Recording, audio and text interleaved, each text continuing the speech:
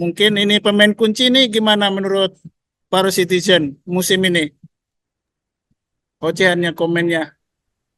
Mungkin boleh Mas Tiar dulu atau yang lain bisa mengungkapkan pendapatnya atau POV-nya. Jadi di sini bebas saja untuk mengungkapkan keluh kesahnya atau mungkin apresiasinya terhadap Manchester City musim lalu ya.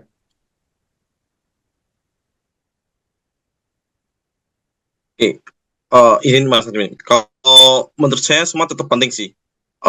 Man City ya, seperti ke musim kemarin kan, setengah musim nih kehilangan Kevin De Bruyne tuh permainannya jadi beda, beda sekali. Dibandingkan ketika ada Kevin De Bruyne nih, itu performanya sangat beda.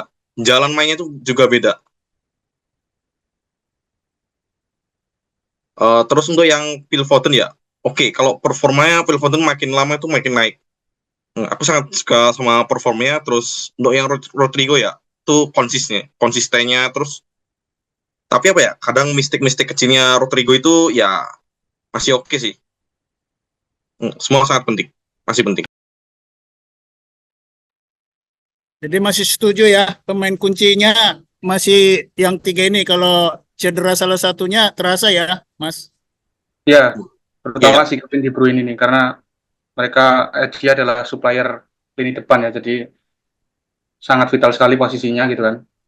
Terus ditambah lagi sebenarnya kalau menurut saya sih di lini belakang ini sebenarnya menurut saya masih seperti kehilangan sosok leader layaknya Kompany gitu ya. Meskipun Ruben Dias kita tahu memiliki potensi itu, cuman saya rasa masih bisa dikembangkan lagi dan diasah lagi biar lini belakangnya tuh bisa lebih solid lagi karena ya di musim lalu ya lini belakang kita cukup banyak melakukan error atau kesalahan yang sebenarnya tuh bisa kita minimalisir gitu ya. Jadi ya saya harap di musim depan Manchester City juga bisa menambah amunisi untuk di lini belakang.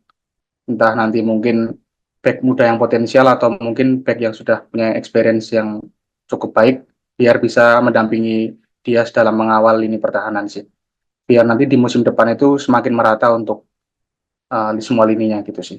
Terutama di lini pertahanan dan juga back kiri itu sih. Kalau dari saya seperti itu. Tapi overall sepakat dengan tentang pemain kunci ini. Mungkin ada teman-teman yang mau menambahkan, silahkan. Saya ingin masuk ya Min. Jadi POV saya ada beberapa pemain yang menurut saya bisa jadi diberikan kredit plus lah untuk di musim lalu gitu. Tapi pemain ini nggak ada di skuad utama, tetapi dampaknya itu ketika diperlukan itu bagus banget gitu. Saya menyoroti itu adalah Steven Ortega. Jadi beberapa kali doi tampil itu meskipun apa ya masih deg-digdug gitu ya ketika dia tampil kita sebagai fans itu masih deg-digdug melihat penampilannya tapi di beberapa momen gitu kayak contohnya eh, peluangnya Heung-min Son itu yang kena servis itu juga layak diberikan apresiasi untuk pemain di musim lalu ya Steven Ortega.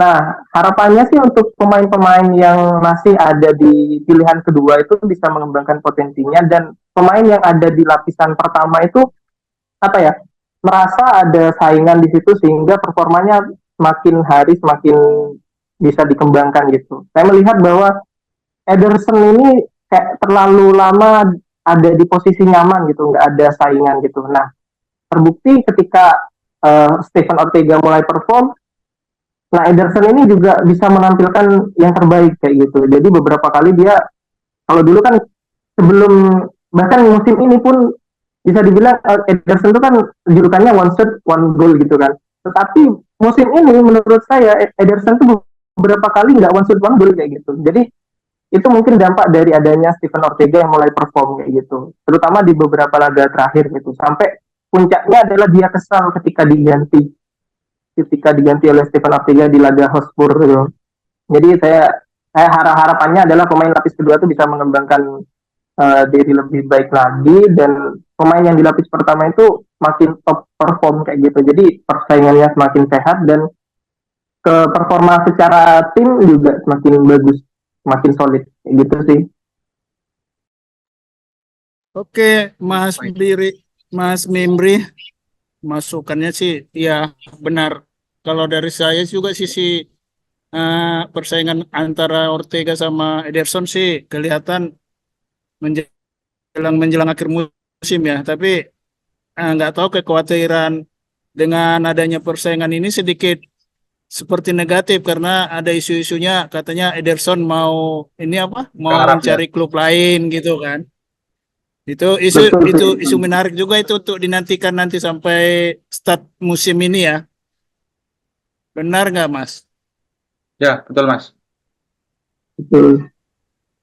Mungkin saya mau Iya. menanyakan kepada citizen di sini nih. Mungkin bisa menyebutkan nih, siapa sih yang menjadi favorit kalian di musim 2023-2024? Mungkin bisa ceritakan mungkin sekalian alasannya gitu ya. Mungkin Mas Tiar atau Mas Mimbri atau Mas Rama silahkan.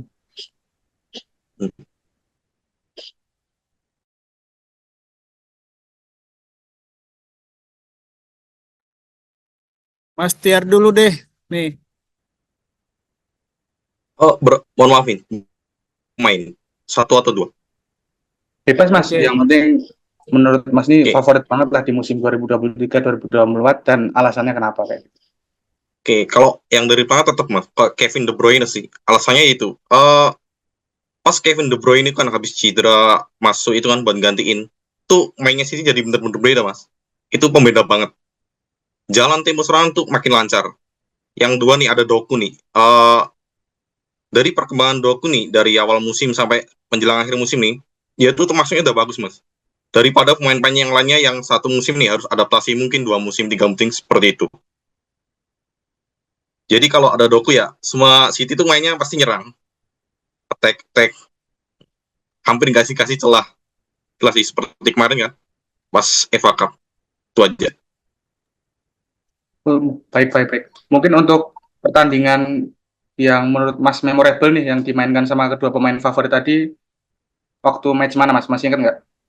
Masih ingat, kalau KDB sih itu sih, Mas, yang waktu lawan Newcastle itu Wah, kan karena City ketinggalan skor kan, akhirnya ngakak bisa ya. membalikan keadaan. Iya, passingnya dari Kevin De Bruyne pas banget, apalagi yang itu Oscar Bob double Wah, touch-nya itu, wah keren banget itu.